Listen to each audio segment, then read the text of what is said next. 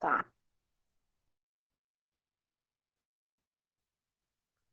Sim, sim.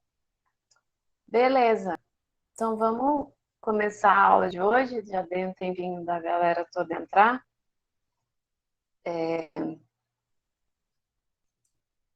Nossa, tá ruim minha internet de novo. Se acontecer alguma coisa, podem me falar, tá? E a do celular tá ruim, pelo visto. Mas vamos lá.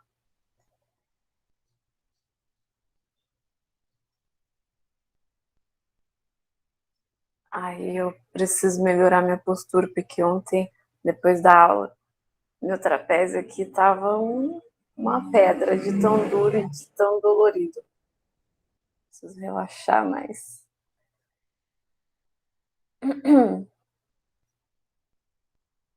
Chegar no final de semana, vou ficando sem voz também. Então vamos, gente, começar de uma vez. Nossa quarta aula já de bioquímica e hoje é a continuação da aula de ontem, tá? Essa mesma estrutura inicial. É só um exemplo para ilustrar uma estrutura de uma proteína e hoje a gente vai entender alguns termos, né, que são importantes. Deixa eu abrir o chat aqui. Que são importantes nesse contexto de proteínas, tá?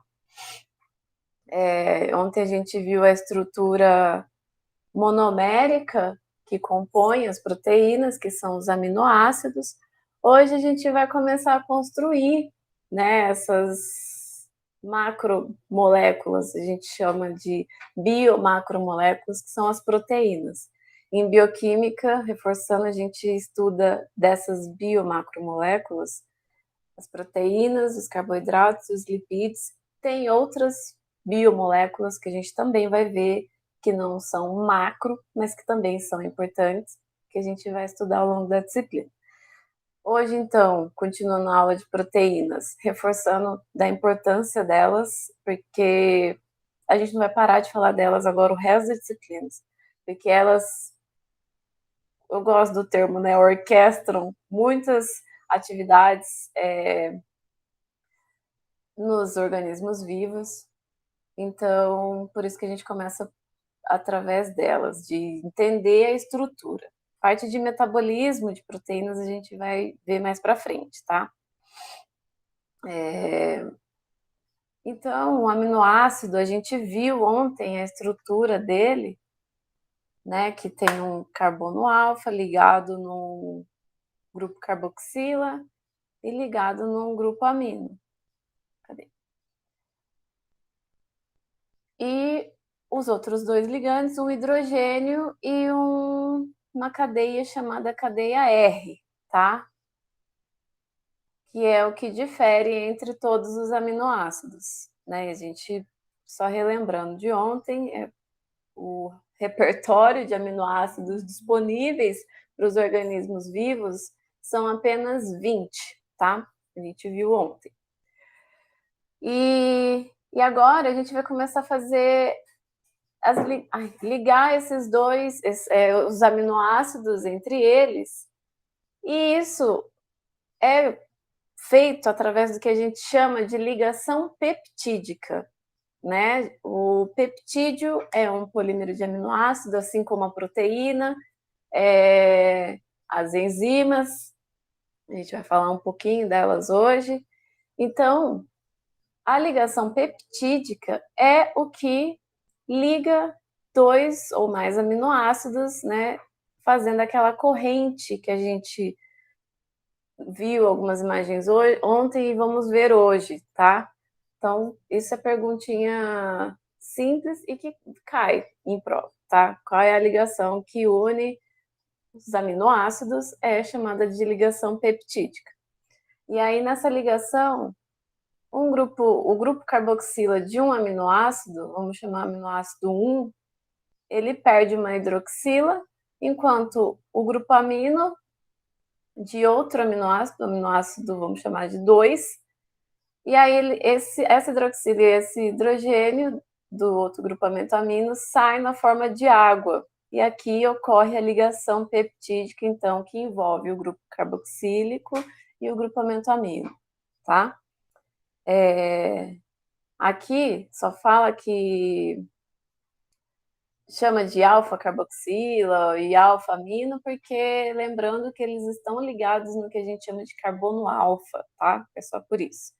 E aqui, só para ficar uns conceitos, a gente vai falar sobre bastante conceitos que são simples, bem intuitivos, aula fácil hoje, tranquila, tá?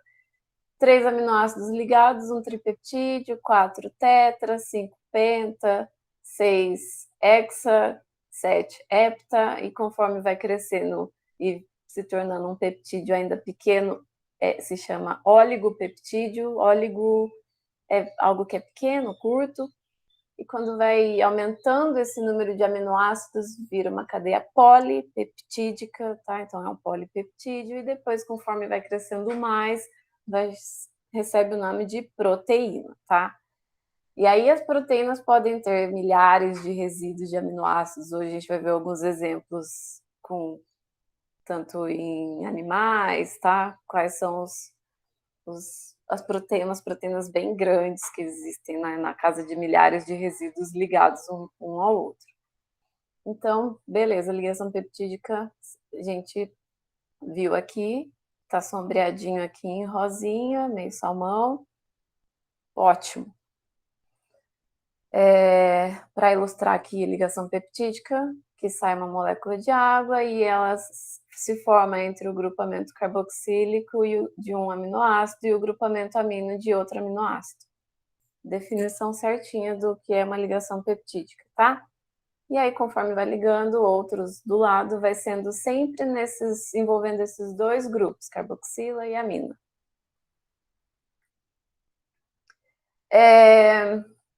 Uma unidade de aminoácido em um peptídeo ou em uma proteína é frequentemente chamada de resíduo. Eu cheguei a falar ontem porque ela perde, né, uma molécula de água, ela não fica mais inteira, não é mais um aminoácido íntegro, ele passa a se chamar de resíduo de aminoácido, quando ele está na ligação peptídica, seja em um peptídeo ou em uma proteína. Em um peptídeo, o resíduo de aminoácido na extremidade com o grupo alfa-amino livre é chamado de amino terminal. Esse lado aqui é o chamado amino terminal ou N-terminal. E eles sempre são representados do grupamento amino sentido carboxila, sabe? Da esquerda para a direita, amino para carboxila. E aqui, na extremidade esquerda, então, sempre vai ser a extremidade aminoterminal, e o da direita, chamado a extremidade carboxiterminal, tá? Que aí é onde está livre esses dois grupos, né? A carboxila aqui, ela está livre, não está presa na ligação peptídica, e a amina aqui desse lado também está livre, não está presa na ligação peptídica. E reparem essa uniformidade, né, dessa ligação, vem um aminoácido, ligação peptídica, que está com outro aminoácido, ligação. Tem uma certa uniformidade aqui que a gente consegue observar. E assim a gente vai formando essa cadeia, esse polímero, parece um colar de pérolas. O que está em rosa aqui é o que a gente aprendeu ontem, que é a cadeia R, que é o que difere de um aminoácido para o outro, tá bom? Aqui é só um exemplo de um pentapeptídeo, né, com 5 aminoácidos. Peptídeos contêm apenas um grupo alfa-amino e um grupo alfa-carboxila livres em extremidades opostas da cadeia, tá? E aí ontem a gente viu do comportamento. A Amanda perguntou, professora, todos os peptídeos têm essas extremidades livres com amino terminal e carboxy terminal? Eu diria que sim, todos, mas sempre existem algumas exceçõezinhas. A gente vai ver, eu não sei exemplo para trazer agora, mas algumas proteínas que possuem outros grupos ligados, conjugados na proteína, que não são aminoácidos. Nos slides para frente eu vou falar sobre eles. E aí, aonde esses grupos estão ligados, pode ser que eles se liguem na extremidade, porque elas têm essa carga, então elas são mais passíveis de sofrer alguma reação. Então, eu não vou dizer com certeza que todos têm essas duas extremidades livres. Quando não tem nada ali ligado, reagindo, tá livre, tá? Mas sim, pensando, olhando só para o peptídeo, só para a proteína, não tem nada, ainda não está fazendo nenhuma ação, nenhuma atividade, ela vai ter ali essa extremidade livre, sempre, tá? Beleza? E aqui, gente, nesse slide, está falando para gente. Lembra que ontem a gente viu sobre essa característica dos aminoácidos poderem atuar tanto como ácido e tanto como base? Nesse caso dos peptídeos, só quem vai interferir nessa característica, né, ácido-base dos aminoácidos, dos peptídeos, é quem está aqui na extremidade livre, né, tanto a carboxila como a amina, porque nos outros que estão aqui, no meio da ligação, eles estão presos, não tem carga, não exercem esse efeito. Então, nesse caso, são só os da extremidades. E quando existem aqueles aminoácidos que a cadeia R também é ionizável, tem aqueles aminoácidos ácidos e os aminoácidos básicos, aí sim eles também interferem nesse comportamento ácido básico, tá?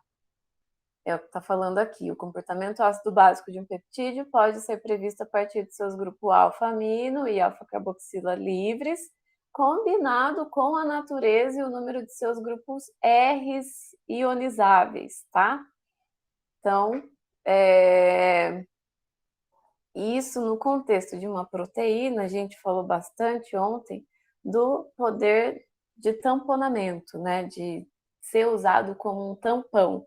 E a gente, nos nossos organismos, todos os organismos vivos possuem proteínas em todos os compartimentos celulares, proteína circulante. Então, além de atuar com várias funções que a gente vai ver algumas delas hoje, eles atuam como tampão desses locais onde eles estão.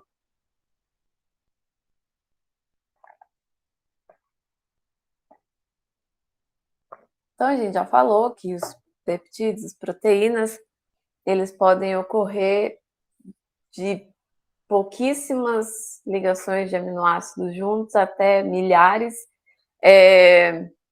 variando, né, todo o repertório ali de aminoácidos juntos, formando, né, diferentes palavras, por assim dizer.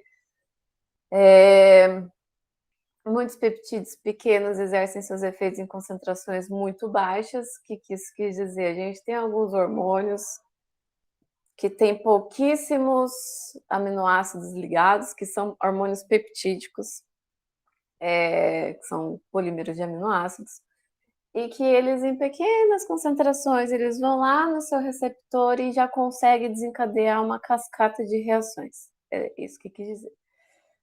Algumas proteínas consistem em apenas uma única cadeia polipeptídica, só uma cadeia, porém outras, chamadas de proteínas multissubunidade, têm 2 ou mais polipeptídeos associados. Pode ser associado de modo covalente, ligação forte, ou não covalente, ligações mais fracas. O que isso quer dizer? Sabe aquele colar que a gente viu de aminoácidos? Ele pode estar ali íntegro uma cadeia e se ligar com uma outra cadeia separada dele, interagir entre eles. E aí, eles juntos compõem uma proteína funcional. E aí, são proteínas multissubunidades, tá? Aqui tem alguns exemplos de algumas proteínas, né, algumas enzimas. Número de cadeias polipeptídicas aqui, ó. A quimiotripsina no pâncreas bovino, ela é composta por 3 cadeias polipeptídicas de aminoácidos ligadas juntos, tá? Ela possui 241 aminoácidos, resíduos de aminoácidos. A hemoglobina humana, a gente vai falar dela hoje. Ela é composta por 4 subunidades. São 2 alfa e 2 beta. São 574 aqui, ó. Essa titina humana, eu acho que ela é a maior proteína do nosso corpo, quase certeza. Olha a quantidade de resíduos que ela tem de aminoácidos, 26.926 aminoácidos, numa cadeia só. Ela é uma proteína que está envolvida com o músculo esquelético. Talvez por isso que ela seja grande. A glutamina sintetase na Escherichia coli tem 12 cadeias polipeptídicas ligadas uma na outra. Então, essas que têm mais de uma cadeia polipeptídica são chamadas proteínas multissubunidade. Aí aqui, algumas proteínas contêm outros grupos químicos além dos aminoácidos, né? Que eu comentei um pouquinho agora atrás. Muitas proteínas contêm apenas resíduos de aminoácidos na sua composição, só. E a maioria, talvez, não é, a maioria tem. Mas algumas proteínas contêm alguns componentes químicos permanentemente associados que não são aminoácidos, tá? São outros tipos de moléculas com outro caráter, não são aminoácidos, que são chamadas de proteínas conjugadas. A parte não aminoácida dessa proteína conjugada é normalmente chamada de grupo prostético. Guardem esse nome. Aqui está falando os tipos, né? As classes pode ser uma lipoproteína quando a proteína tem um lipídio acoplado nela. Glicoproteína quando tem um carboidrato associado à sua estrutura polipeptídica. Fosfoproteínas, hemoproteínas, e aqui a gente acabei de falar da hemoglobina e a gente vai falar dela. É um exemplo muito prático, bastante falado, o livro traz bastante informação, que a hemoglobina ela tem um grupo prostético, que é o M, talvez vocês já tenham escutado falar, que é a porção da molécula dessa proteína de hemoglobina, onde fica ligado o ferro e, consequentemente, o oxigênio para ser carreado. Tá? E aí tem as metaloproteínas, que aí pode ter ferro, zinco, cálcio, molibdeno, enfim. E aqui tem os exemplos, tá? Dessas proteínas conjugadas.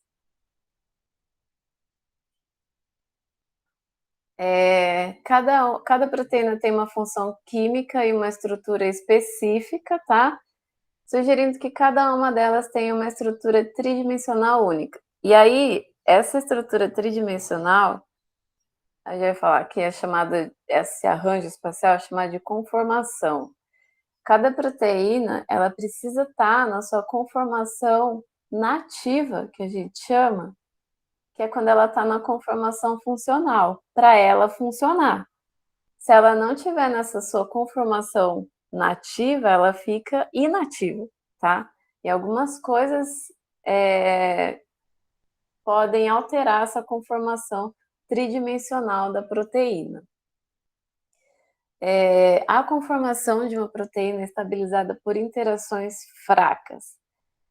Voltem depois na aula que a gente teve sexta passada sobre ligações fracas, interações fracas, que são essas interações, a gente comentou nessa aula sexta passada, que estabiliza essa conformação tridimensional da proteína. Vai cair na prova quais são essas interações, tá? É bem simples, acho que vocês já sabem, não tem segredo. O que compõe, então, o que estabiliza a estrutura tridimensional, a conformação espacial de uma proteína? As interações fracas. As interações químicas estabilizam a conformação nativa e incluem ligações de sulfeto, a gente viu ontem essa ligação, que é uma ligação covalente, e as interações fracas, que não são covalentes, as ligações de hidrogênio, as interações hidrofóbicas, as interações iônicas, está aqui já até a resposta do que eu acabei de falar.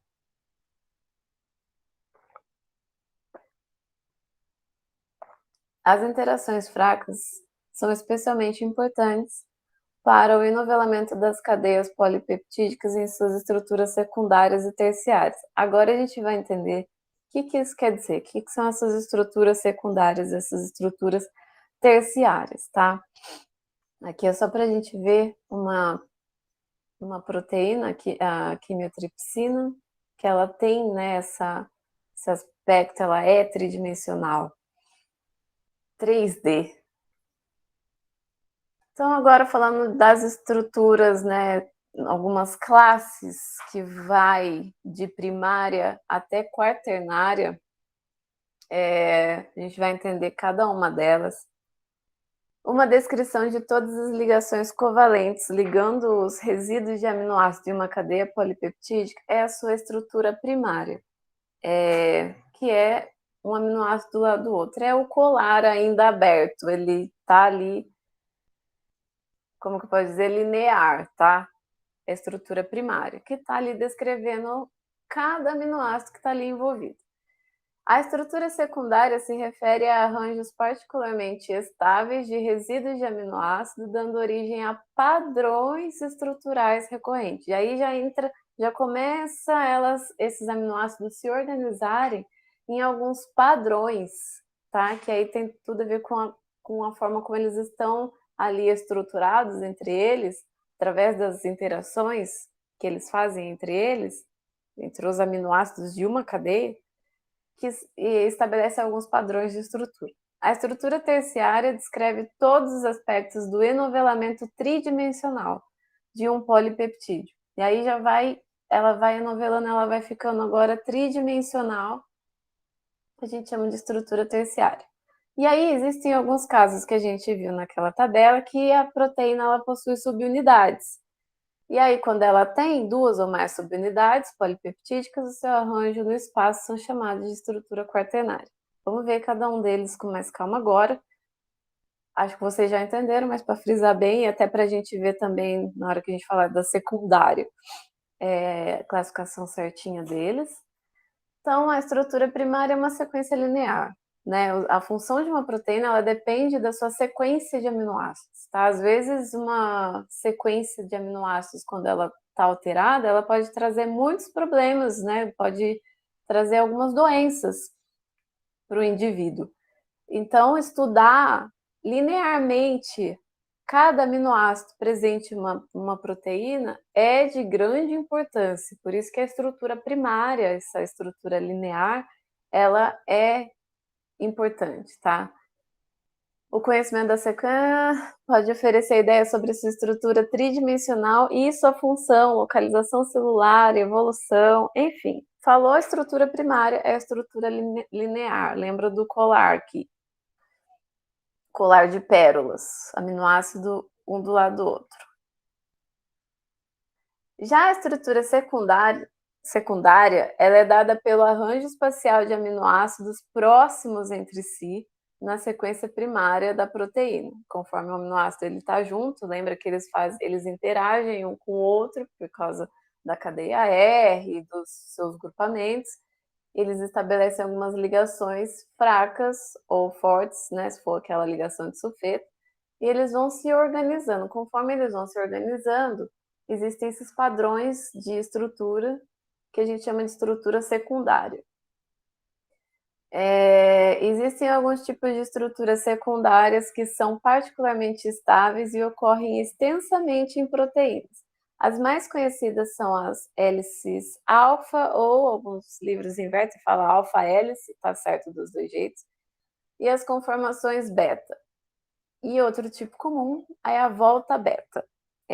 Então, os tipos que existem: hélice alfa, conformações beta, voltas beta e outras que a gente vai ver que são indefinidas, não tem um padrão, pode ser loops, dobras, enfim, é indefinido, tá bom? Mas as principais que são bem definidas são alfa-hélice, conformações betas e as voltas betas.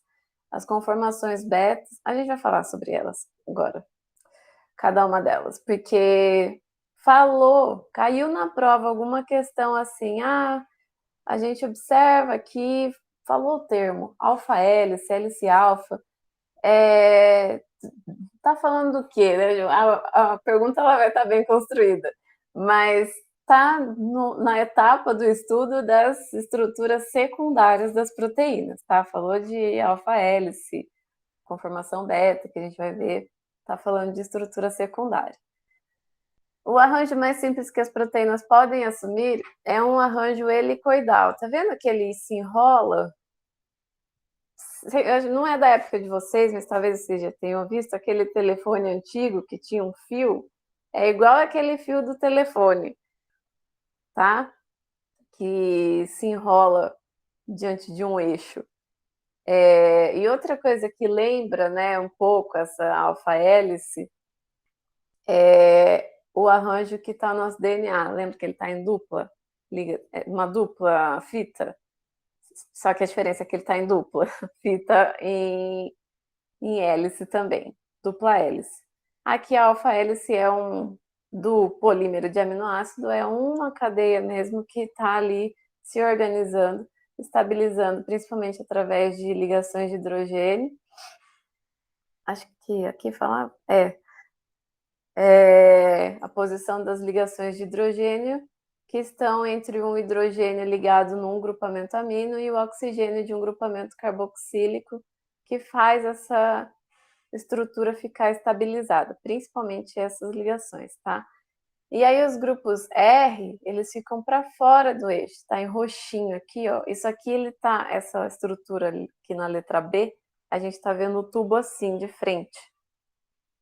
E esse aqui vendo de lado. A gente observa que as cadeias R, elas ficam voltadas para fora na hélice alfa. E aí, ainda em estrutura secundária, a gente viu que tem a conformação beta. Antigamente, alguns livros ainda trazem como folha beta preguiada. Preguiada porque ela forma algumas pregas. Deixa eu mostrar aqui. Lembra daquelas saias que antigamente, sei lá, anos 60, 70, a mulherada usava uma sainha de prega? É igual aquilo lá, um leque que a gente dobra assim, quando tá calor. Isso são pregas. Mesma coisa aqui. Então, pode ser que a gente, se vocês usarem esse termo também vai estar correto. Folha beta preguiada, tá? Ou conformação beta preguiada. Ela é representada por algumas setas. Por isso que tá essas setas assim. Peraí. Ilo. Alguém Ilo. quer fazer alguma pergunta?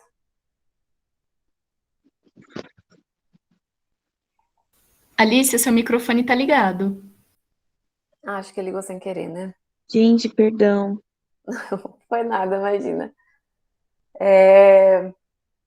E aqui, nessa folha beta, são arranjos de vários segmentos lado a lado. O esqueleto da cadeia polipeptídica está estendido em forma de zigue-zague. E aí pode ser tanto folha beta paralela como antiparalela. Como assim? A gente está vendo aqui, ó, a cadeia de aminoácido, ela está aí no sentido, lembra de amino terminal, carboxo terminal, sempre é representado nesse sentido. Só que pode acontecer dela ir até lá na ponta, fazer a volta e vir aqui, e aqui, apesar delas estarem paralelas, elas estão no sentido contrário. Então, por isso que é antiparalelo. Quando, por algum motivo, na conformação elas estão por o mesmo sentido, aí são paralelas. São cadeias polipeptídicas paralelas, tá? Folha beta. Paralela e antiparalelo. Aí aqui só para a gente rever. A alfa-hélice, né? Fica o caracolzinho aqui, um cachinho. E a folha beta, ou conformação beta, fica nesse zigue-zague. E quando a gente vai ver em banco de dados, qualquer lugar, aquela primeira imagem do primeiro slide tem umas setas, uns caracóis, são toda estrutura secundária da proteína. A seta é a conformação beta e o que é helicoidal é a alfa-hélice. Aí, para acabar, a estrutura secundária tem a volta beta. Ela é bem simples, é só um momento onde o polímero faz uma curva, tá? Elas são particularmente comuns, conectam as extremidades de dois segmentos adjacentes de uma folha beta antiparalela, né? A folha beta, ela vai, aí se ela faz a curva aqui, isso aqui é a volta beta. É só alguns termos, são tranquilos, né, de decorar, de entender isso aqui. A estrutura é uma volta de 180 graus que envolve 4 resíduos de aminoácidos. Aqui, 1, 2, 3, 4. Beleza? Simples. Quando a gente, então, vai juntando a imagem do primeiro slide, todas essas estruturas secundárias e toda a proteína, ela está ali agora, inteira, na sua conformação tridimensional, a gente chama de estrutura terciária, tá? Alcance mais longo e de uma dimensão total quando comparada à secundária. Então, juntou tudo, tá tudo aqui, do início ao fim da proteína, ela tá aqui e está representado de maneira 3D. Pode associar, né, 3D, tridimensional, com o terciário, fica até fácil de decorar, que aí ela assume essa conformação espacial, tá? É a mais complexa. Foi se tornando mais complexa, do primário até o terciário. E aí a gente falou que algumas proteínas, a maioria, gente, para na terciária, tá? A maioria das proteínas são compostas por uma cadeia polipeptídica e ela se arranja tridimensionalmente ali no espaço. E lembrando, elas precisam dessa conformação tridimensional para exercer sua função. Algumas, né, elas precisam de outras subunidades para exercer sua função, e aí passa a ser chamado de estrutura quaternária, tá? Então, não são todas que vão até a quaternária, muitas param na estrutura terciária aqui. O exemplo que vocês podem colocar na prova, pode todo mundo colocar a mesma resposta, não vou achar que é cola, é a hemoglobina, tá bom? Existem outras. A gente viu naquele quadro lá que existem várias outras, né? Com estrutura quaternária. Fibrinogênio, a gente viu lá outros exemplos.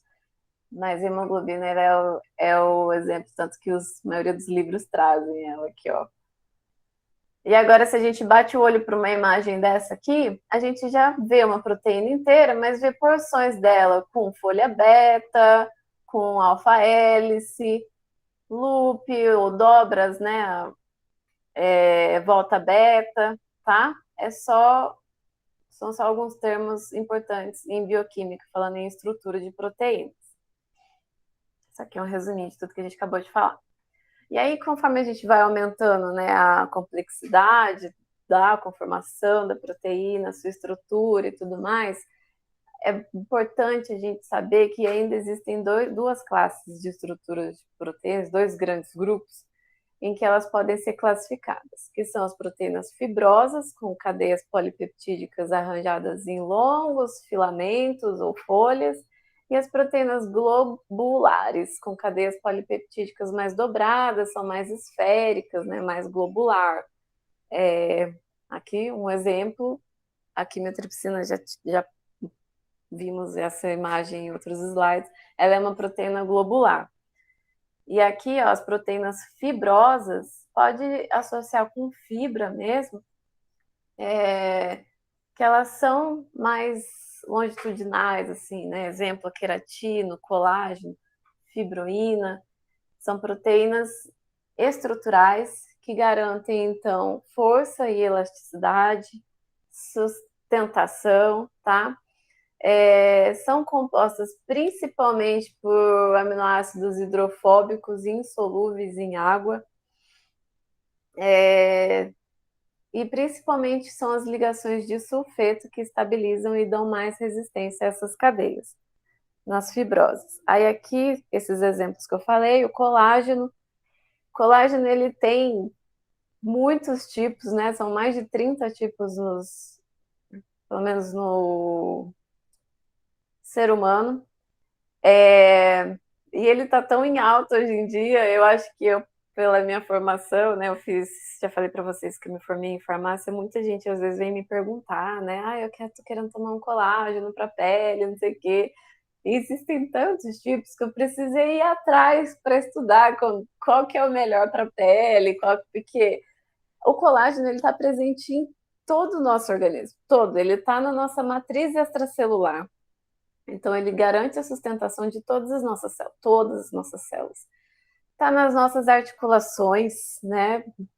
Tendões, tudo. E também está na nossa pele, que é a maior preocupação de muita gente aí, porque o colágeno, conforme ele vai desidratando, é ele que dá aquele aspecto, né? As ruguinhas, marcas de expressão, que ficam muitas vezes forte, permanente, né? E muita gente toma o colágeno para articulação. Minha mãe mesmo toma o colágeno tipo 1 e tipo 2, principalmente são as para articulação. Para a pele, já que eu já estou falando, para quem tiver curiosidade, interesse, é o tipo 3, não, tipo 2, já confundi, mas é o Verisol. Tem um nome, não sei se Verisol é um nome comercial, enfim, é o Verisol. Comprei o Verisol para pele.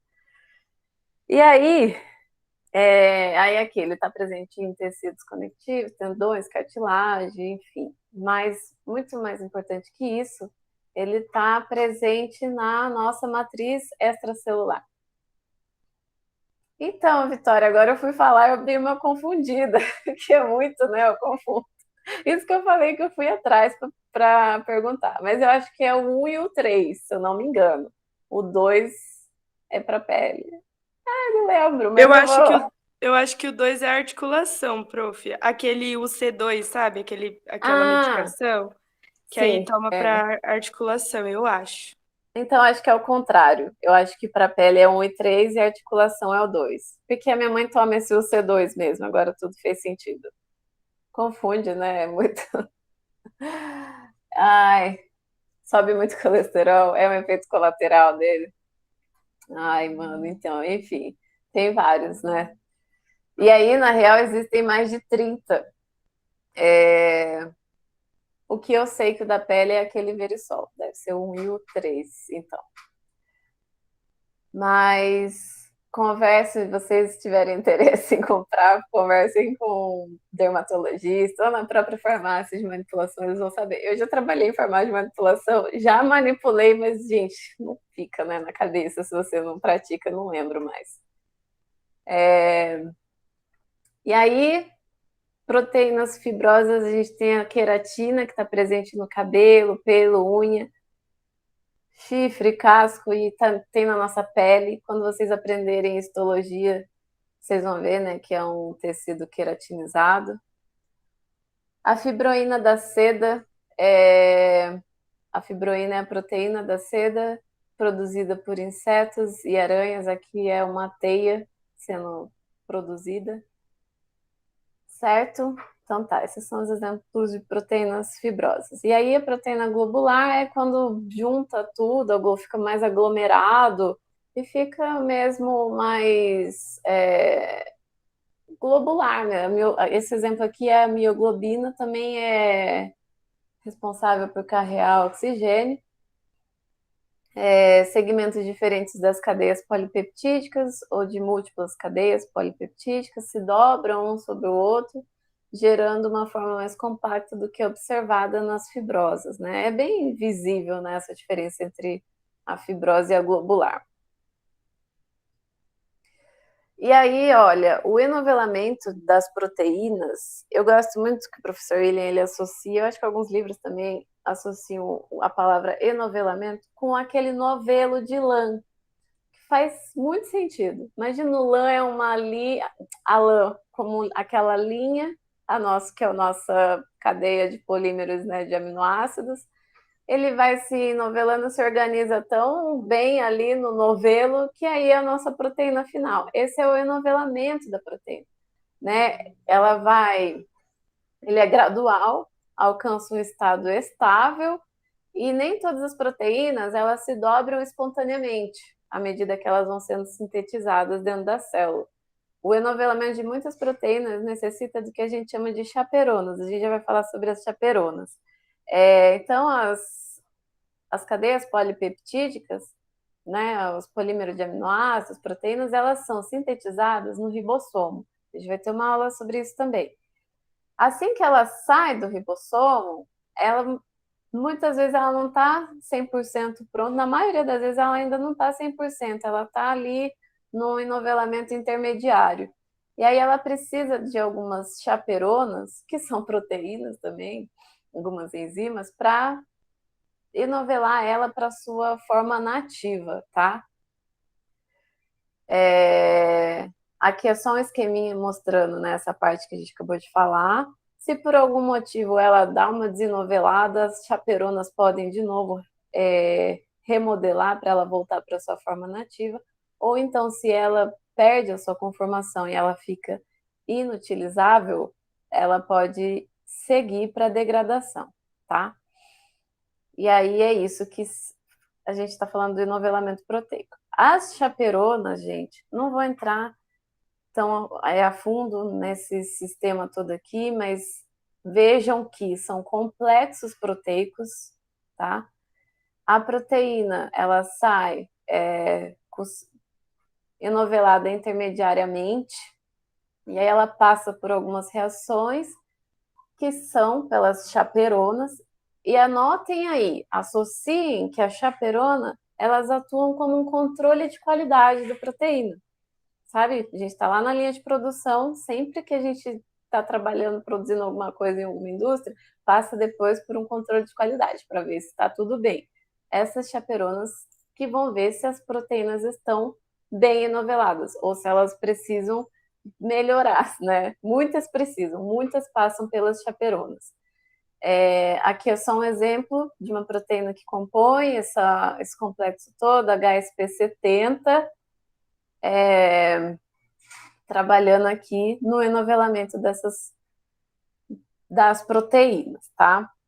E aí, passando então para a sua forma nativa. Então, falou em chaperona, gente, se perguntar na prova, fala um pouco sobre as chaperonas. Vocês vão falar que é um complexo proteico que atua no controle de qualidade do enovelamento das proteínas. Pode discorrer aí no assunto, falar que para que ela fique na sua conformação nativa, funcional, para ela poder atuar, agir, né, de maneira correta, enfim, discorre, se for dissertativa, pode discorrer aí falando que as chaperonas são controle de qualidade das proteínas, setor de controle de qualidade.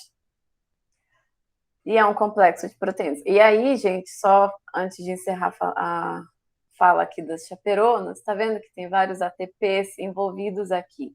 Então, é um processo que envolve energia da célula. E a célula, ela não desperdiça energia à toa, jamais. Ela só usa ATP, lembrem que o ATP é aquela moeda energética, ela só usa quando realmente precisa. Então, esse enovelamento, ele precisa ser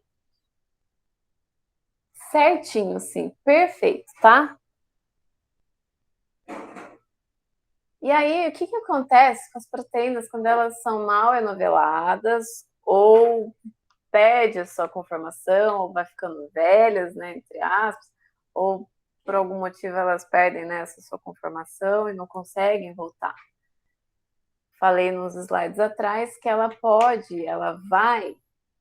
precisa ser degradada, quando ela não está na sua conformação nativa, ela não está mal enovelada, ela fica inútil, pode trazer problemas, então a célula ela tem um mecanismo de fazer um turnover, acabar com ela, né, e degradá-las. E esse processo é através da via ubiquitina-proteasoma.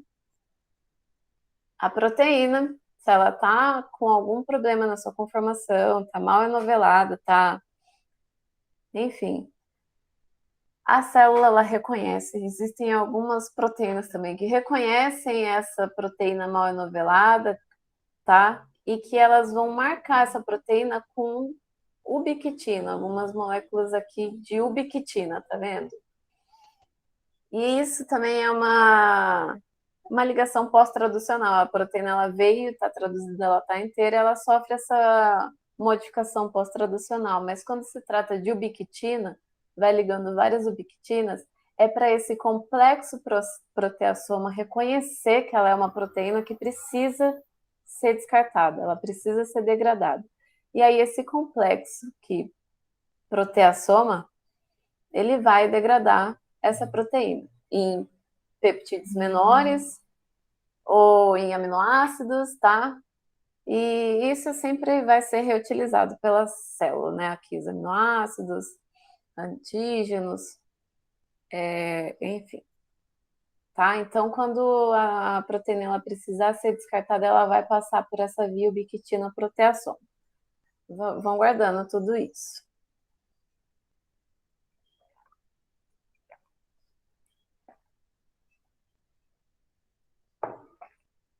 E aí, ó, já deve estar familiar para você algum desses termos, né? Que é sobre a desnaturação de proteínas. Condições diferentes das células levam as proteínas à desnaturação. E aí a perda da estrutura leva também à perda da função, tá? Tenham isso em mente, que a proteína ela precisa de uma estrutura tridimensional adequada, cada uma tem a sua, para ela exercer a sua função. E o que pode desnaturar, né, essas proteínas? O calor, pHs extremos, né, calor, temperatura, tá ligado? Alguns solventes orgânicos, detergentes, pode desnaturar. Mas muitas vezes as proteínas elas podem desenovelar, mas depois, né, desnaturar, mas depois quando ela volta para a sua condição ótima, pH ótimo, temperatura ótima, toda a condição ótima para ela, ela pode renaturar. Graças a Deus que ela tem essa capacidade de renaturar. Que eu comentei ontem com vocês sobre a febre. Quando a gente está com febre, a nossa temperatura aumenta. E aí as proteínas param, né? Elas deixam de estar na sua temperatura ótima de função, né? De funcionalidade. E aí é por isso que a gente fica amuado, sem força, porque as nossas enzimas e nossas proteínas, elas não estão na temperatura adequada para elas, elas não conseguem exercer sua função. Mas depois que a nossa temperatura volta, elas voltam para sua conformação nativa, né? Natural, funcional. Então, que ótimo que elas podem renaturar. A sequência terciária é determinada pela sequência primária. As proteínas desnaturadas, portanto, podem voltar aos seus estados nativos através de renaturação, quando o estímulo que estava desnaturando ela é retirado. O que pode, então, causar a perda da estrutura tridimensional? Alguns agentes desnaturantes, eu já tinha mencionado aqui, mas ok, temperatura, pH, agentes redutores, são solventes. Quando a gente está trabalhando em laboratório com proteínas. Eu trouxe alguns exemplos aqui. Um exemplo, né? Tem uma proteína que ela está enovelada, se a gente trata ela, coloca algum agente redutor, por exemplo, aqui estou falando do mercapto etanol, a gente trabalha com esse reagente lá no laboratório. Ele reduz aquele enxofre que está na cisteína, lembra do aminoácido que faz a ligação de sulfeto? E aí ele vem e coloca os prótons H nessa ligação, rompendo as ligações de sulfeto. E é isso que esse agente redutor faz uma ação de redução. Se eu remover esse agente redutor, ela vai voltar a se ligar, né? Fazer a ligação covalente, a ligação de sulfeto entre elas e vai voltar, vai renaturar, tá? E a gente usa disso, né? Dessa propriedade das proteínas, porque às vezes a gente quer analisar elas lá, e aí a gente, como que eu posso dizer, tem uma técnica que eu até mostrei ontem, que eu estava na foto para vocês, que eu estava aplicando amostras de proteína e é num gel, uma malha. A proteína, para ela conseguir correr, passar nessa malha de gel, ela tem que estar na sua estrutura primária, linear. E aí, por isso que a gente trata com agentes redutores, para ela poder correr, passar Aí depois que ela passou, a gente remove esse agente redutor para ela voltar para sua conformação nativa e ela exercer sua atividade, quando a gente quer avaliar a atividade dela, tá? Por isso que é importante usar dessas características dela. Agora a gente vai entrar, né, em algumas funções. Hoje a aula, os slides tinham, para quem viu, tinha mais, mas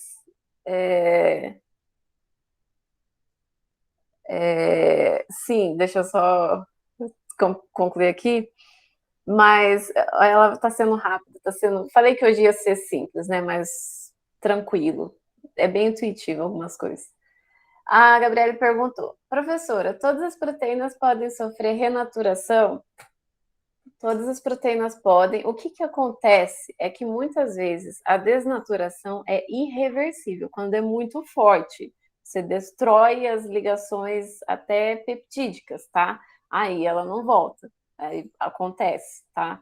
Mas se é um estímulo, vamos supor, aqui no laboratório, a gente só trata com agente redutor, ela desnatura, que é algo leve para ela, só rompeu as ligações de sulfeto. Depois que eu removo esses agentes redutores, ela volta. Isso todas as proteínas, tá? Todas mesmo, todas as peptídeos e proteínas. Mas quando é muito forte, tipo uma temperatura extremamente elevada, uma pressão extremamente elevada, aí elas desnaturam, tá? E com o tempo também elas desnaturam assim irreversivelmente, isso que você perguntou. Com o tempo também, tipo, as nossas amostras lá de proteínas que a gente coleta, extrai das células, a gente tem que manter congelado, porque com o tempo ela pode degradar, perder sua conformação, desnaturar de maneira irreversível e a gente perder essa amostra. E aí, em organismos vivos, a mesma coisa, né? Temperatura muito alta, pressão, enfim, pode acontecer dela não renaturar. Mas todas podem renaturar. Deu para entender que depende do agente desnaturante, da intensidade, enfim. Beleza.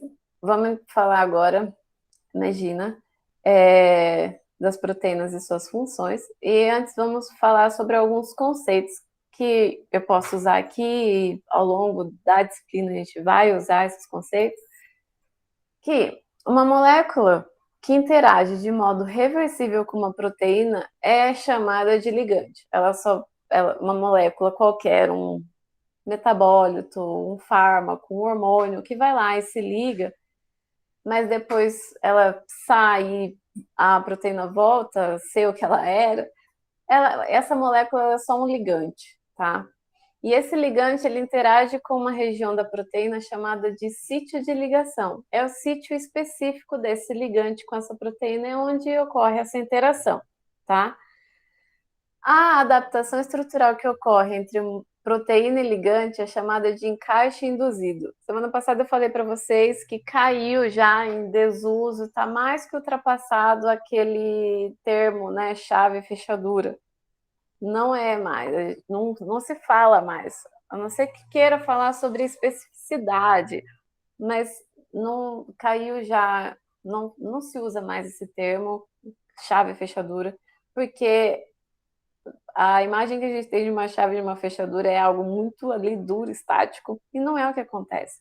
Quando o ligante ele chega perto da sua proteína onde ele vai se ligar, existem aquelas interações que a gente já conhece, já está falando desde semana passada, que ele é como se eles se abraçassem, sabe?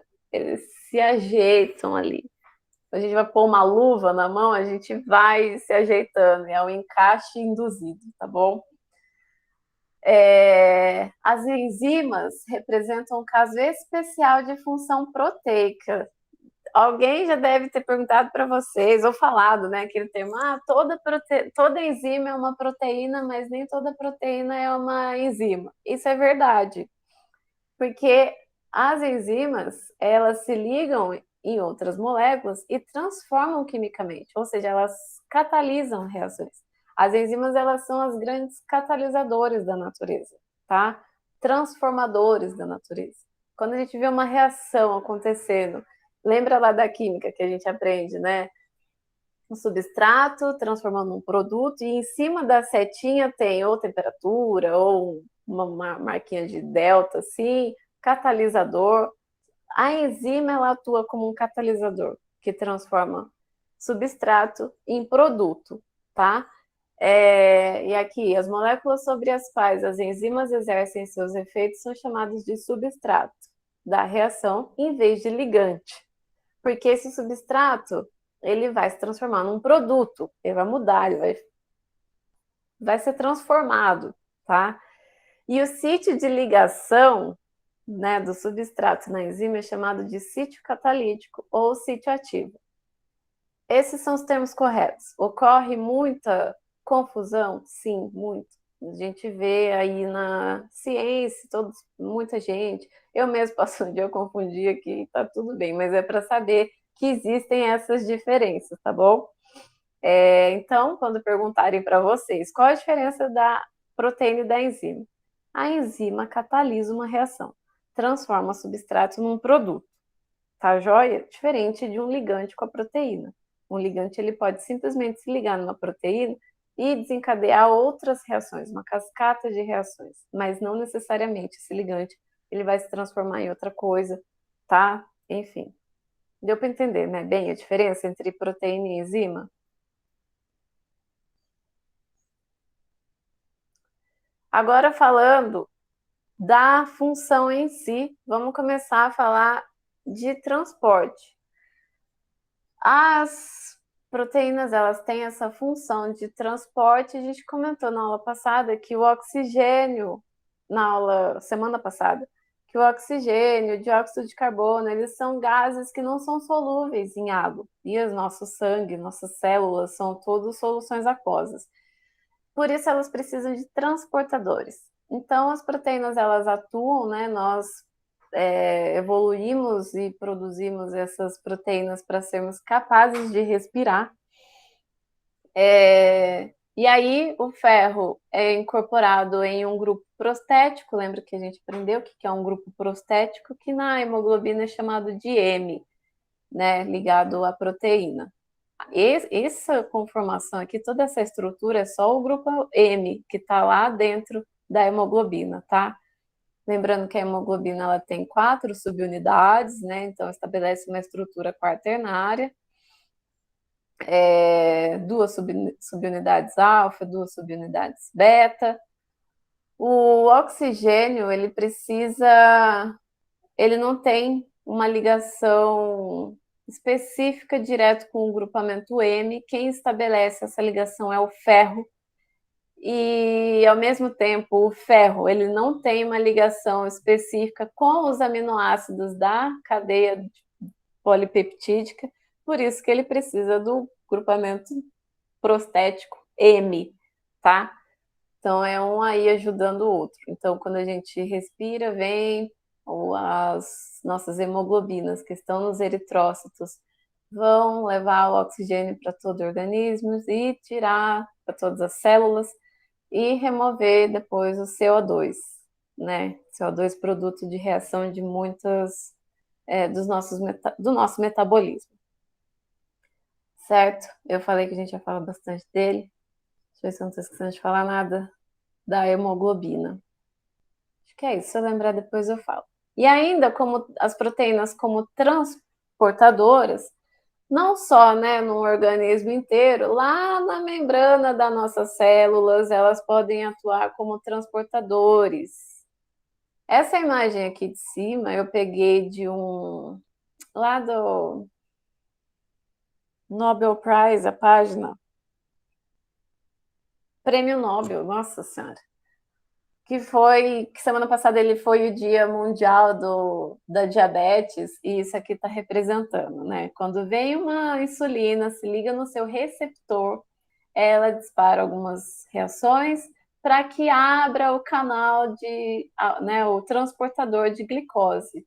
O transportador de glicose ele tem um nome, a gente vai aprender, mas é GLUT, Glucose Transporter. Então, para ele abrir, precisa da insulina. Aí, desse lado aqui, que está marcadinho aqui, não está acontecendo essa reação. A insulina aqui está se ligando, mas as glicoses aqui não estão conseguindo entrar. É o caso da doença diabetes tipo 2, tá? Que o paciente cria essa resistência à insulina. A célula não responde mais, aumenta a glicose sanguínea, enfim. Então, aqui, né, voltando à função das proteínas, elas podem atuar como receptor ou então como transportador.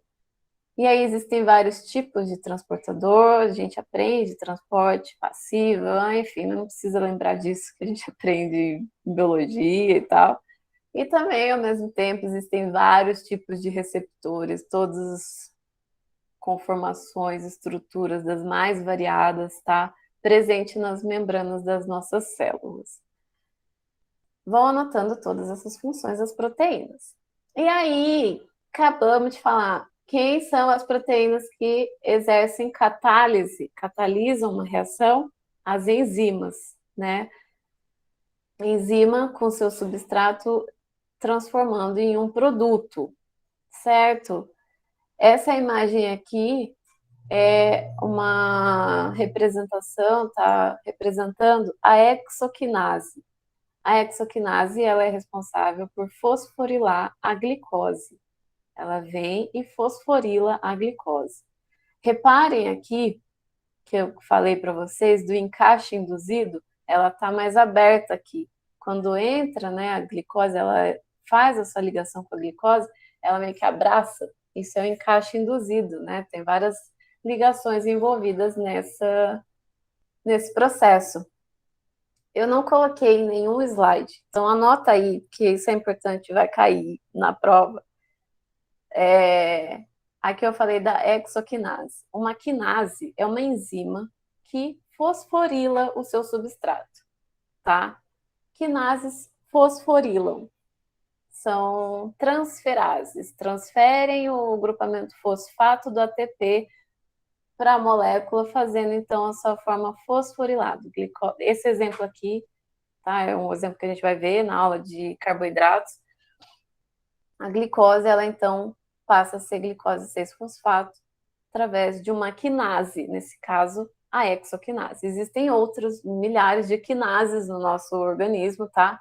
Então anotem que quinases fosforilam, transferem grupamento fosfato do ATP, na grande maioria das vezes, tá? Para o seu substrato, formando então um produto fosforilado. Quinases fosforilam, mas tem as enzimas, que desfosforilam, tá? Ali a molécula fosforilada, às vezes ela precisa ser desfosforilada. E aí quem desfosforila são as fosfatases, tá? Quinase fosforila, fosfatase desfosforila. São duas classes de enzima, assim, muito importantes, gente. Anota isso, não está em nenhum dos slides, por favor. Aí, quinase, se vocês quiserem escrever, pode ser assim, igual está aqui. Aqui está em inglês, mas pode falar com K. Em português, acho que no livro está Q-U-I. E alguns livros trazem sinases, né? C-I, mas não soa muito bem, né, gente? Quinase, então.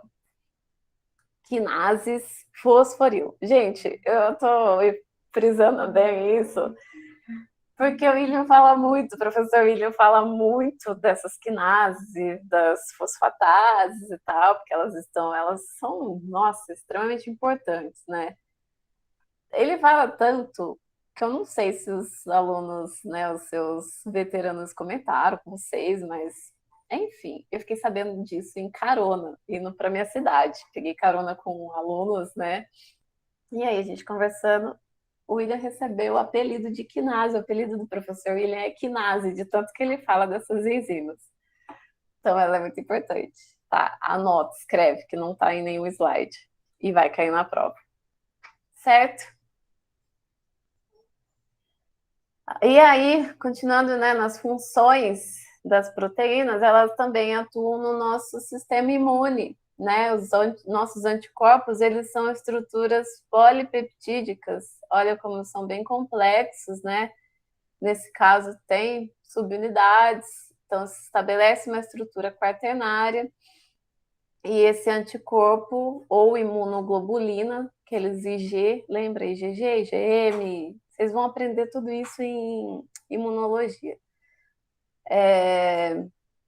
Esses anticorpos, então, eles se ligam especificamente às nossas células, os linfócitos B, que produzem anticorpos como forma de defesa, eles produzem anticorpos que se ligam especificamente no que a gente chama de antígeno, né? Qualquer molécula estranha, vírus, bactéria, qualquer coisa que o organismo reconheça como estranho que entra nas nossas células B ou linfócitos B, pega essa molécula e cria um anticorpo específico para ela como forma de defesa. E aí, né, a parte de imuno vai além, tem as células T, helper, T, não sei o quê, que aí vão. Se vocês vão aprender, não vai cair aqui não, é só para a gente contextualizar mesmo. E aí, os anticorpos, então, eles são compostos por proteínas, né, na sua estrutura. E aqui, gente, essa característica do anticorpo de reconhecer uma molécula estranha e se ligar especificamente a ela, pode ser até mesmo uma proteína mesmo, porque na verdade eu cheguei a dar aula no semestre anterior de microbiologia e eu sei falar um pouco, né? Um pouco não, bastante de anticorpo. O que o anticorpo ele reconhece é alguma porção, alguma proteína, algum receptor, alguma molécula que está na superfície da bactéria ou do vírus. Então pode ser qualquer molécula, tá? E aí a gente usa essa característica, essa propriedade da célula B, né, linfócito B, de reconhecer e criar um anticorpo específico para isso, em várias áreas da medicina, da ciência, tá? Em muita coisa mesmo. Por exemplo, na ciência, a gente usa técnicas que utilizam anticorpo específico a uma determinada proteína, quando a gente quer identificar uma determinada proteína na amostra, tá? Gente, então, aqui é um exemplo de um ensaio que se chama ensaio de ELISA, porque a gente vem com a gente quer identificar ou quantificar, né? Ver se a proteína num dado grupo controle, se ela aumentou quando eu tratei um outro grupo com algum fármaco, medicamento. Acompanhe comigo o raciocínio. Então, se eu quero quantificar se uma proteína, uma enzima, ela aumentou, eu tenho ou diminuiu, existem alguns ensaios, né, alguns experimentos que utilizam anticorpos para se ligar especificamente nessa proteína. E aí tem as etapas do experimento, né, que vem um anticorpo e se liga especificamente naquela proteína. Aí, nesse anticorpo primário que a gente chama, vem outro anticorpo que a gente coloca, que a gente chama de secundário, que se liga especificamente no primário, que a gente consegue conjugar no anticorpo moléculas que mudem de cor, emite fluorescência, que, enfim, para daí, se ficar mais forte em algum, vamos pensar no poço aqui dessa plaquinha, se ficar mais forte esse sinal, quer dizer que tinha mais daquela proteína ali dentro. Enfim, citando exemplos de experimentos que utilizam anticorpos, que são estruturas de proteínas, para detectar, seja para quantificar, né, proteína ou então qualificar, para saber se tem aquela proteína específica ali dentro, a gente utiliza o anticorpo. Então, um deles é o ELISA, o experimento que se chama, a técnica, né, que se chama ELISA. ELISA é uma sigla em inglês, né, que é Enzyme Linked, não vou lembrar o resto, não sei o que lá, assay, ensaio. E tem um outro que é o que a gente mais faz lá no laboratório, que é o Western blotting, ou imunoblot, que também é para quantificar proteína, utilizando anticorpo, tá? Então, o que precisa saber aqui é que o anticorpo, além de ele atuar no nosso sistema imune, a gente tem utilizado ele, a ciência, né, a biotecnologia, tem utilizado os anticorpos para pesquisa científica, diagnóstico também de alguns. Enfim, daí a gente vai se aprofundar muito no assunto, mas é isso, tá bom, gente? E aí, função estrutural. A gente falou falamos um pouco do colágeno, que ele atua, né? Mas também nossos músculos, compostos principalmente de actina e miosina. Vocês devem estar aprendendo isso em anato, talvez, né? Elas são proteínas fibrosas e que compõem, né, a estrutura, a sustentação do corpo. Então, proteínas também exercem função estrutural. Vocês estão vendo que cada slide está em tópico, né, de cada função que a gente está falando. Então, vão anotando aí, em relação às funções das proteínas. Aí esses exemplos aqui só mostrando a actina, né, o filamento de actina, de miosina, eles se deslizam, né, para fazer a contração muscular, e tudo isso é composto por proteína. E aí, falando uma proporção menor, mas de perto, nossas células, elas possuem o que a gente chama de citoesqueleto. Ó, a gente consegue marcar todas essas proteínas aqui, tudo que está colorido em verde, vermelho, tudo é proteína. E no caso, essas verdinhas, a gente chama de citoesqueleto, que são proteínas que atuam na estrutura da célula, né? A célula não é uma coisa muito totalmente desorganizada, molenga, como uma gelatina, ela tem ali, tanto que ela consegue fazer fagocitose, né? Várias coisas que dependem de uma modelagem orquestrada. Quem orquestra isso são proteínas, e aqui do citoesqueleto. É uma proteína de citoesqueleto que a gente marca para a gente realmente ver a conformação, né, como é que está o formato das células, é a beta-actina, similar, né, que a gente acabou de ver. E aí a gente consegue ver marcado com anticorpo, que a gente marca tudo isso com anticorpo e depois vai lá no microscópio de fluorescência, tira foto, e a gente tem essas fotos maravilhosas. Isso aqui é real, não é desenhado não, tá? O que mais que eu ia falar aqui? Existem várias proteínas que estão envolvidas com o citoesqueleto e muitas não estão assim estruturalmente, né? A gente vê elas, os seus filamentos estruturados, mas que atuam nesse rearranjo de citoesqueleto, como por exemplo a cofilina, que a gente trabalha também com ela no laboratório, quando a gente quer ver se o que a gente está fazendo com a célula está alterando, está rearranjando o citoesqueleto da célula, enfim. Então, estrutural também, a nível celular, as proteínas atuam.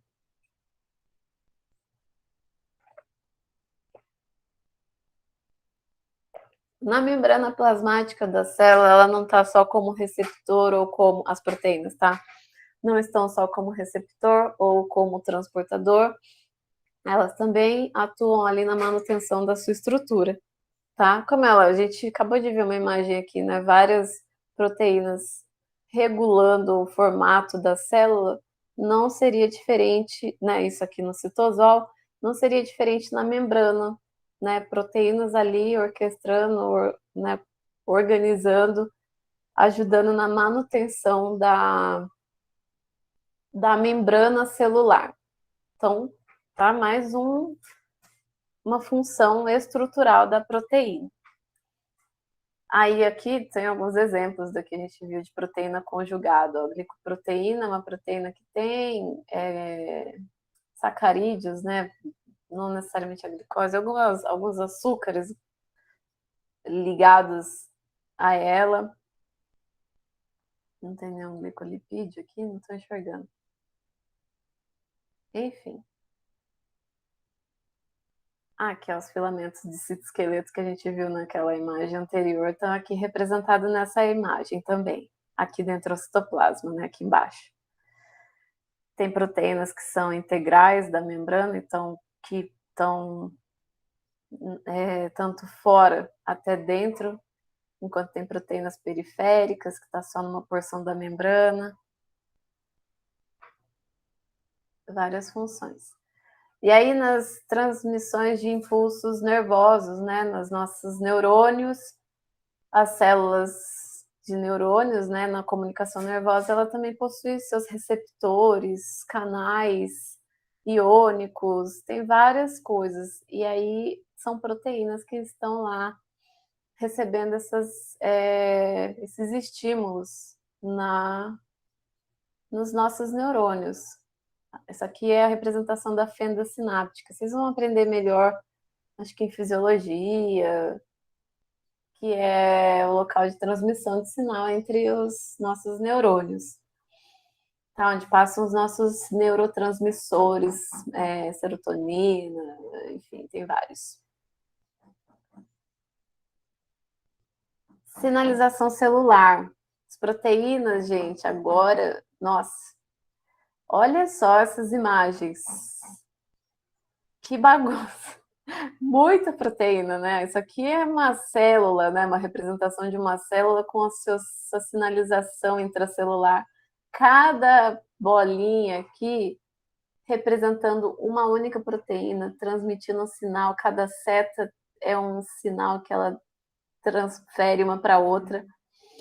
Aqui é outra. Isso aqui eu peguei de um site que a gente usa muito lá no laboratório para entender sinalização celular, que a gente trabalha lá com sinalização celular. Proteína FAC, integrina, são proteínas que atuam na adesão celular, tanto célula a célula como na sua matriz extracelular.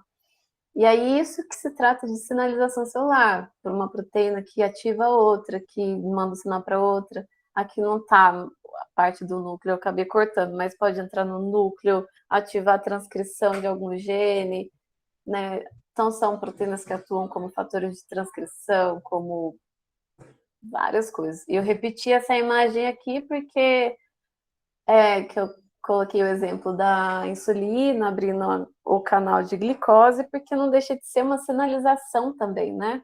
Atua como receptor, como transportador, mas atua como um sinalizador que isso aqui está bem simplificado, porque a insulina ela se liga na célula, mas dispara um monte de reação intracelular que vai colocar aqui na membrana o transportador de glicose, né? Vai externalizar esse transportador através de várias cascatas de reações, que a gente chama de sinalização celular. Esse, para mim, é o mais importante, porque é com que eu trabalho lá no laboratório. Tá? A gente vê, vamos supor, no meu caso, eu trabalho com obesidade. Eu pego um indivíduo, não, meu modelo não é humano, mas vamos supor, né? Pego um indivíduo saudável e um indivíduo obeso e vou entender o que está acontecendo de diferente na sinalização celular, principalmente de célula de adipócito, né? Que compõe o tecido adiposo. O que ela está sinalizando aqui dentro, que ela pode estar excretando também. Os adipócitos excretam muitos metabólitos, que a gente chama de adipocinas. O que está acontecendo? E aí, já que eu comecei a falar disso, só vou terminar.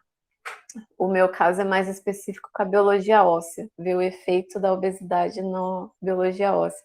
Então, o que é essas adipocinas, esses sinais que o tecido adiposo no indivíduo com obesidade está liberando, está causando no osso, né, na regeneração tecidual óssea.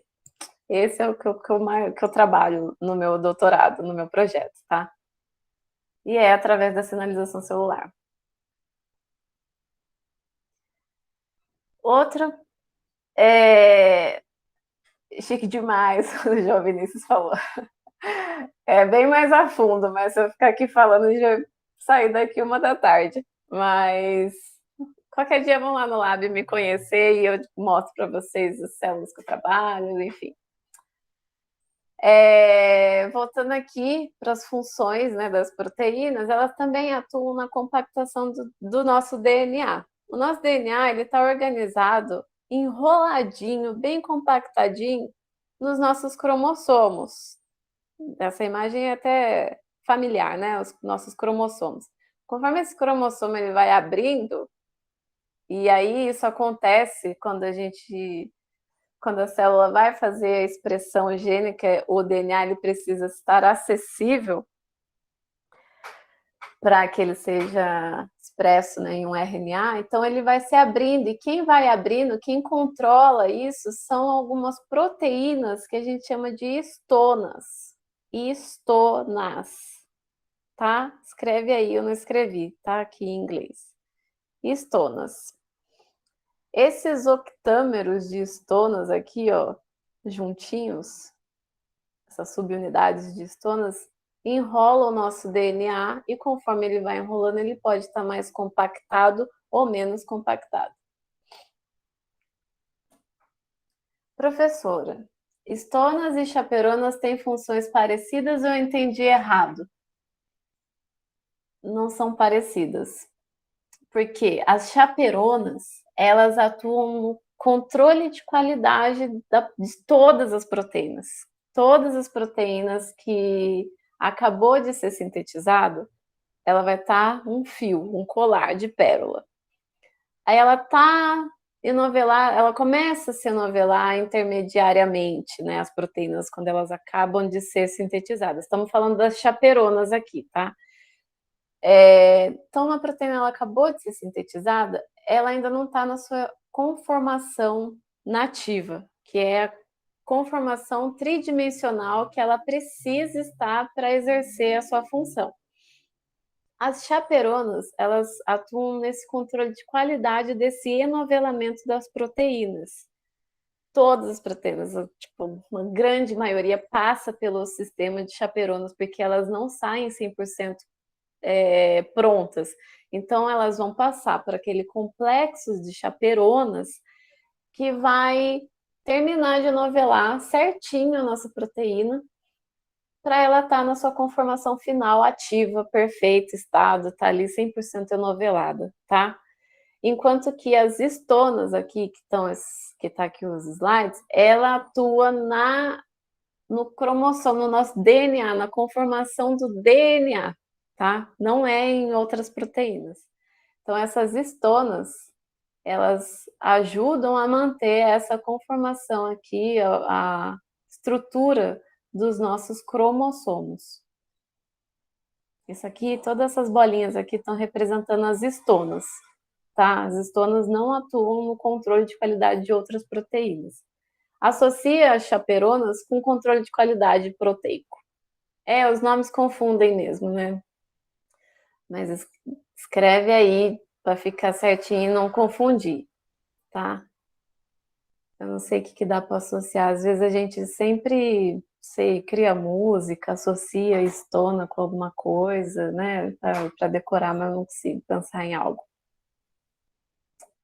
Mas é isso, estonas, elas que estão ali responsáveis pela compactação do DNA.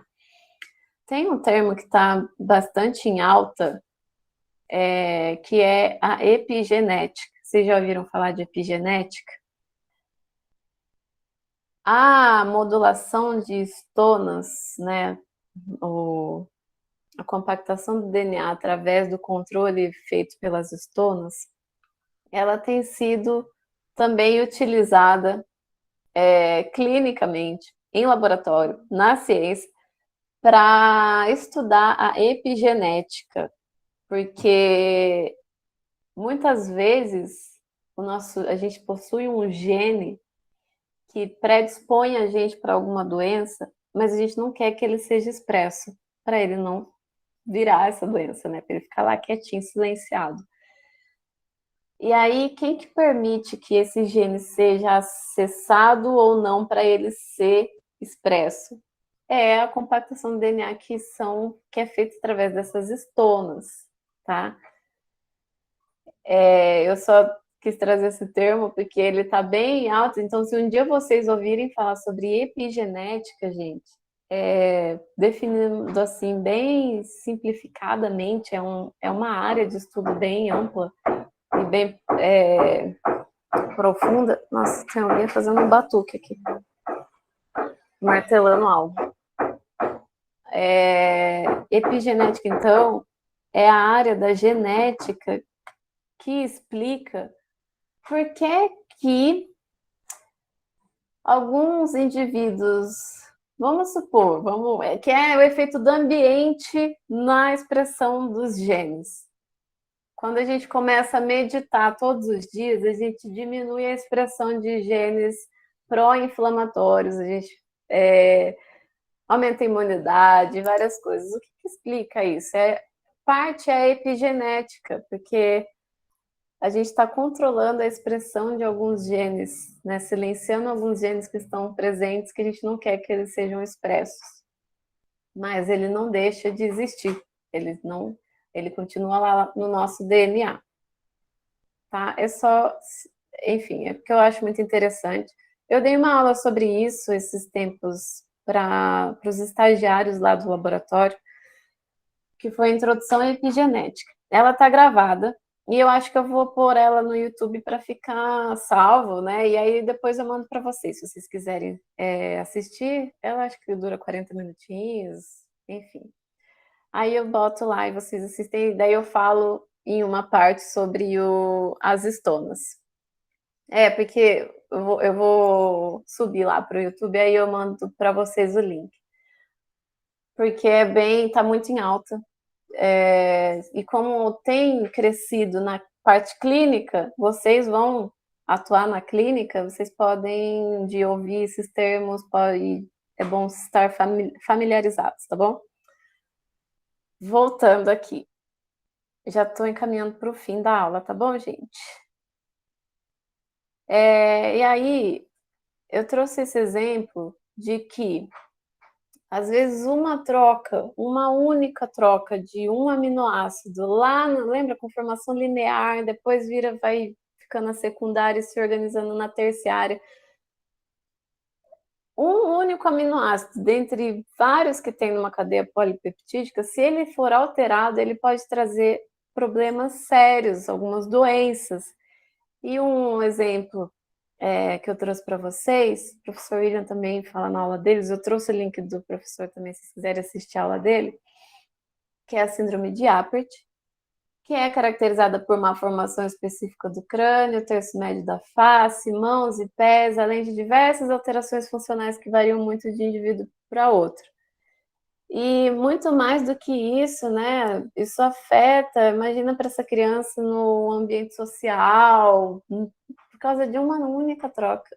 No caso aqui, 2 trocas de serina, isso aqui no FGF-R2, que é um receptor de fator de crescimento de fibroblasto. É uma proteína que está situada nas membranas celulares.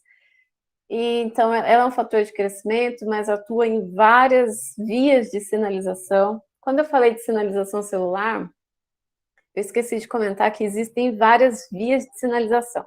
Sinalização celular que vai sinalizar para a célula, para ela dividir, né, proliferar, crescer, para rearranjar o citoesqueleto, para transcrever um gene, o que mais que a gente vê lá? Para apoptose celular, apoptose é a morte celular programada, enfim, para viabilidade celular, inflamação, tem muita via intracelular.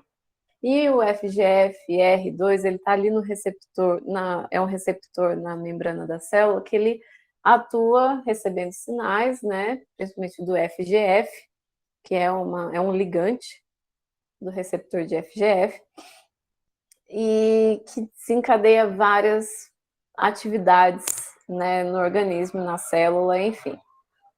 E esse FGFR2, então, é uma proteína situada na membrana, que quando a serina 252, lembra que a gente numera a sequência de aminoácidos na proteína, quando ela é trocada por um triptofano, e a prolina 2,5,3, quando ela é trocada por uma arginina, se estabelece essa síndrome de Apert, tá? Toda síndrome é um conjunto de doenças, de manifestações, tá? Tem várias coisas envolvidas dentro de uma síndrome, não é uma doença. O indivíduo pode estar predisposto a ter algumas doenças recorrentes e, em alguns casos, visual, né?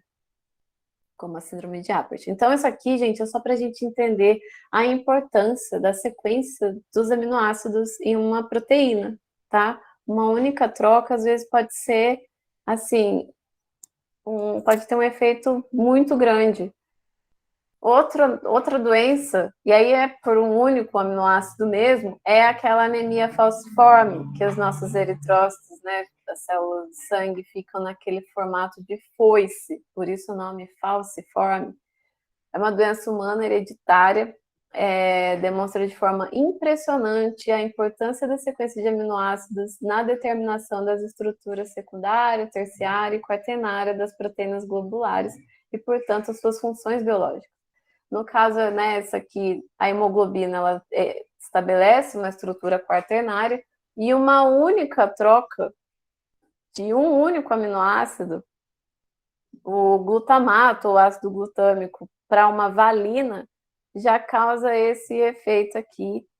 Se não tratado, se não corretamente cuidado, a pessoa vem a óbito, isso na infância mesmo, e por causa de uma única troca de um aminoácido na cadeia polipeptídica lá da hemoglobina.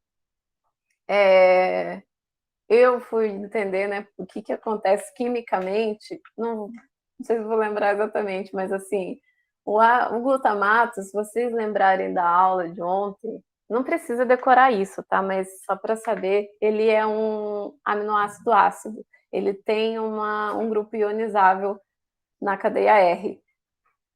Enquanto que a valina não. Quando ela é trocada, ela dá uma certa hidrofobicidade para a molécula de proteína, né? Ela fica mais hidrofóbica, porque a valina ela é apolar. E isso causa uma certa aglomeração dessas células, elas ficam adesivas, sabe? Lembra daquela tendência do que é mais hidrofóbico a se aglomerar, né? E é isso que causa muitos problemas para as pessoas, que leva a óbito. Imagina, os eritrócitos, eles são fluidos livres, não se ligam, até porque se ligar um no outro vai entupir nossas artérias, nossas veias.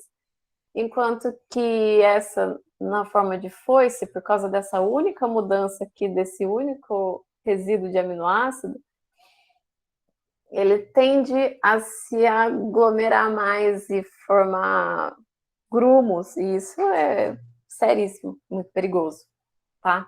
Só para fins de curiosidade mesmo. Viram como é relevante, importante a gente estudar desde o nível da estrutura primária da proteína até uma estrutura e depois secundária, terciária, e no caso das que possuem a estrutura quaternária, todos esses níveis hierárquicos de complexidade são extremamente relevantes de serem estudados, tá?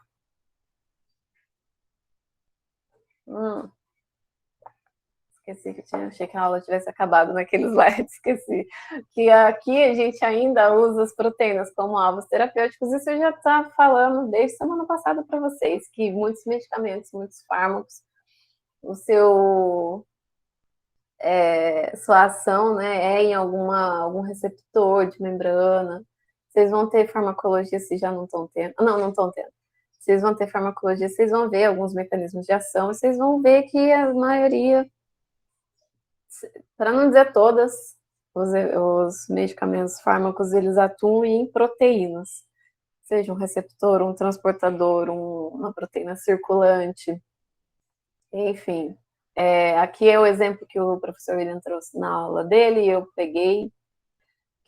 Fatores de crescimento, seus receptores são alvos para quimioterapia contra o câncer, sim, mas não só o câncer. Um simples medicamento anti-inflamatório que a gente toma para dor de cabeça, ele atua numa enzima para sarar a nossa dor, tá? E aqui a gente também tem proteínas como farmacoterapia, que a gente usa na terapia, como fármaco mesmo, a gente chama os biofármacos, isso é puramente biotecnologia, tá? Que nada mais biotecnologia bioquímica aplicada, por assim dizer. E os anticorpos que eu comentei alguns slides atrás, a biotecnologia usufrui dessa característica dele para criar alguns biofármacos que se ligam especificamente a uma proteína. Lembra que eu falei que os linfócitos B, eles criam alguns anticorpos em resposta a alguma molécula, pode ser uma outra proteína, alguma coisa que ele não reconheça como parte do organismo. E aí, muitos anticorpos, hoje em dia, foram criados para tratar algumas doenças. Todo medicamento que um dia vocês ouvirem falar que termina com MAB, só que aqui está em inglês, tá? Monoclonal antibody, que é anticorpo monoclonal. É algum medicamento, é um biofármaco de base de anticorpo. É muito usado no tratamento de câncer. Algumas doenças autoimunes, né? Artrite reumatoide. Eu não estou lembrando de nenhum nome agora. Depois a gente pesquisa. Que tem uns nomes já comuns, e se alguém aqui conhece algum familiar, alguém, pode ser que já fez uso desses medicamentos. O problema, eles parecem ser assim ótimos, milagrosos, mas é que biofármacos, anticorpos, eles têm um custo muito elevado de produção, preparo e, consequentemente, para adquiri-los, né? E outra técnica que é utilizada para a produção de biofármacos, que são fármacos, né, a partir de moléculas polipeptídicas, proteínas como fármacos, é a proteína recombinante, que é através de um DNA recombinante. É um outro processo biotecnológico que talvez vocês aprendam ou não, mas resumindo, você consegue produzir uma proteína igualzinha a que usar a insulina como exemplo. Antigamente, eu comentei em alguma aula que antigamente a gente usava a insulina como vindo, né, extraído de outros organismos, né, a insulina suína, enfim.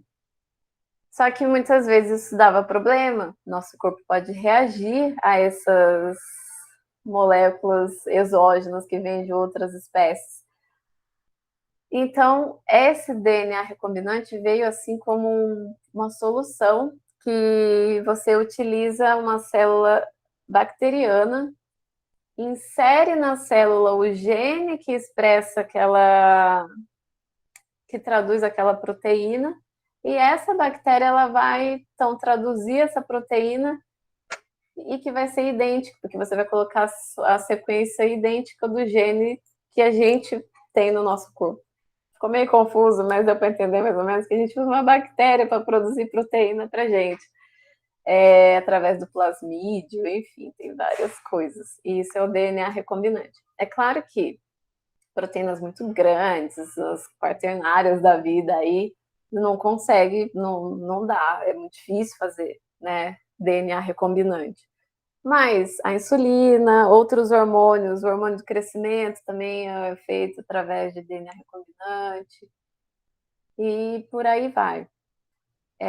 E o anticorpo monoclonal, mesmo parecido, também utiliza a célula in vitro, a célula B, né, que é o linfócito B, que produz anticorpos, e através de algumas modificações nela, a gente induz né, ela produzir o anticorpo que a gente quer, que seja específico a algum determinado alvo, tá? E aí isso aí é bem avançado, estágio avançado da bioquímica aplicada, mas é importante vocês saberem, tá? Porque também está muito em alta.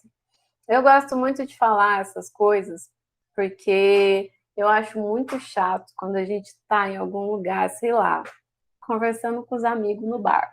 E aí eles falam alguma coisa pra gente e a gente nunca ouviu falar. E a gente está tendo, sei lá, aula de bioquímica, né? Pô, e aí você fala, não, não sei. E aí você fala, não, minha professora nunca falou sobre isso pra gente. E aí a culpa cai nas costas da professora ainda. Então eu acho interessante e importante trazer todas essas tendências, principalmente de saúde, né? Já que a gente é da área da saúde, para vocês saberem hoje em dia. E também, se caso perguntar na prova, proteínas podem ser alvos, são muitas vezes alvos terapêuticos e também hoje em dia utilizadas na farmacoterapia. Tá bom? Como anticorpo monoclonal, proteína recombinante e por aí vai.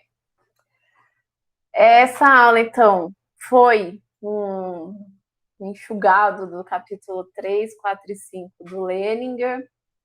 Essa aqui é a aula que o professor William deu sobre esse mesmo tema. Eu sugiro fortemente que vocês assistam, tá? Porque às vezes ele usa outros termos, tem uma didática diferente da minha, enfim. Esse site aqui, eu coloquei aqui, deixa eu ver que horas são. 10 para as 10, eu vou abrir rapidinho, daí eu já libero vocês. Nem mostrei a frase de impacto, só para vocês curtirem o caminho, a estrada. Espera aí, então. Vocês têm alguma dúvida?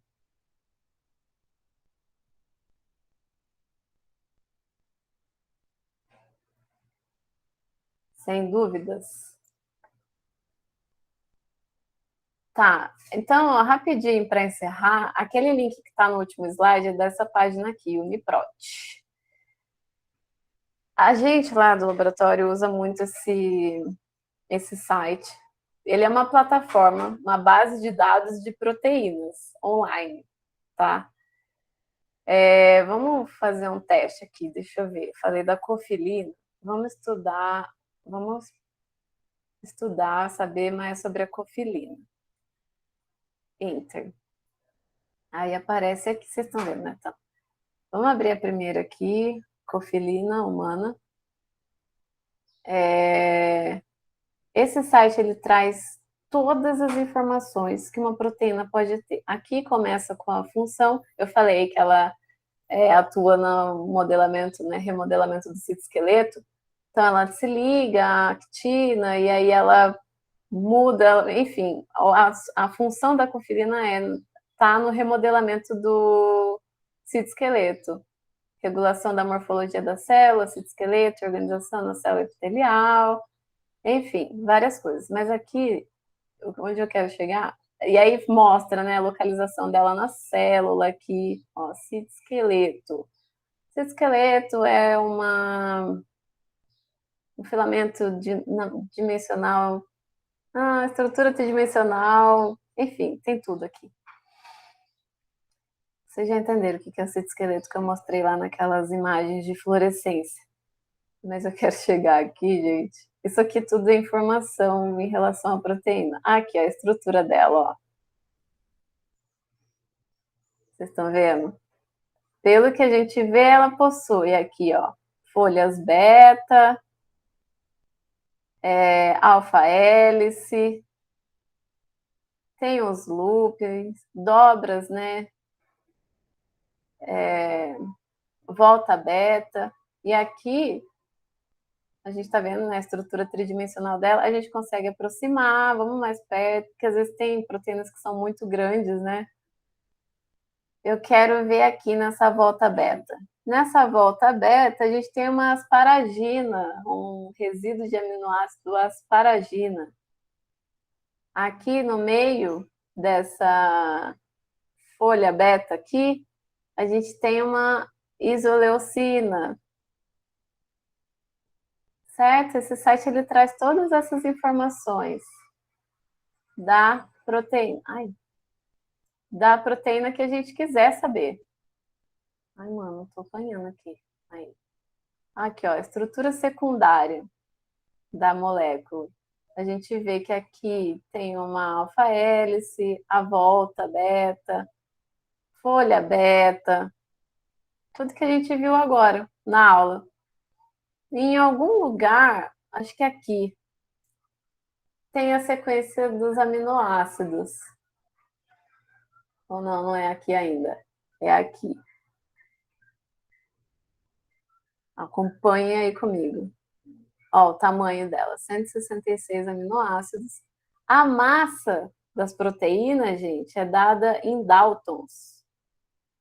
Ela tem 18.502 Daltons, ou 18 kilodaltons. A gente pode falar 18 kilodaltons. Vamos ver aqui, ó, Compute PI. Vocês lembram o que é o PI? A gente aprendeu ontem na aula.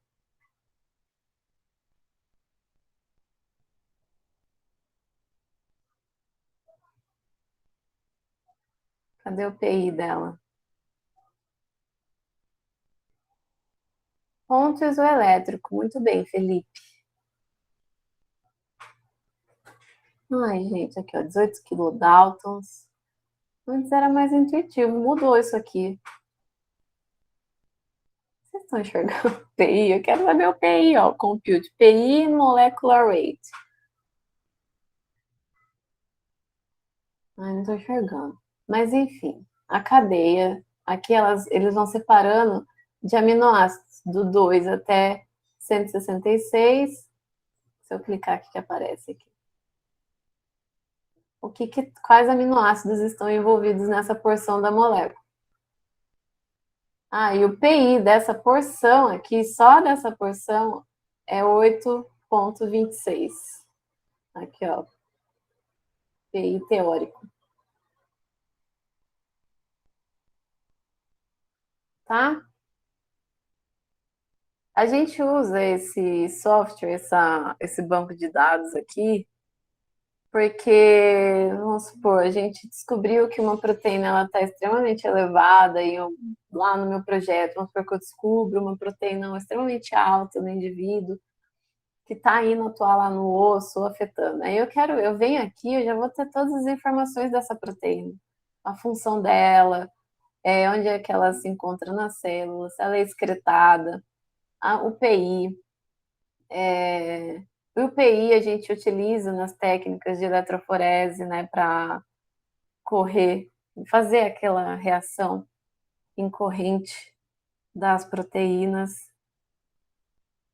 E, enfim, e mais para frente, vamos supor que mais para frente eu descubro uma proteína assim aqui no meu projeto lá, e eu quero inibir ela, porque eu sei que ela é elevada no paciente que está doente, ela está trazendo problema. Então eu quero usar ela como um alvo terapêutico. Então eu vou criar agora um fármaco que eu quero inibir de alguma forma.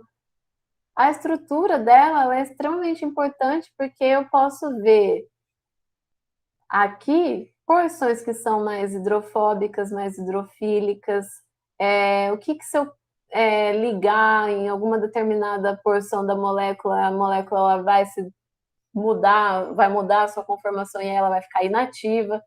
Enfim, estão entendendo a importância de estudar os aminoácidos e as proteínas assim de maneira bem a fundo? Não é à toa que existe tudo isso aqui, é extremamente relevante, tá? Acho que era isso. Parei a apresentação. Dúvidas, galera?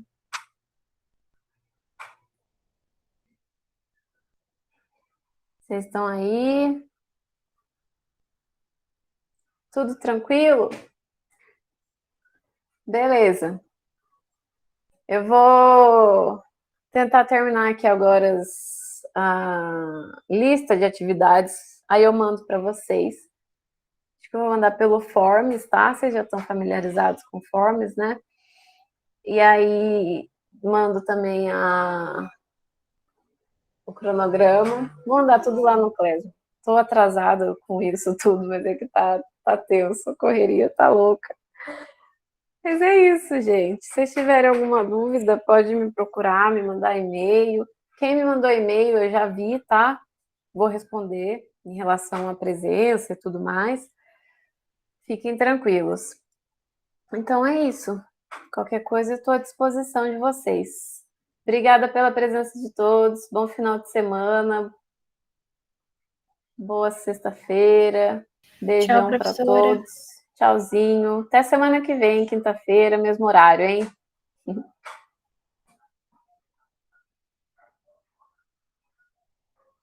O Guilherme Cardoso levantou a mão.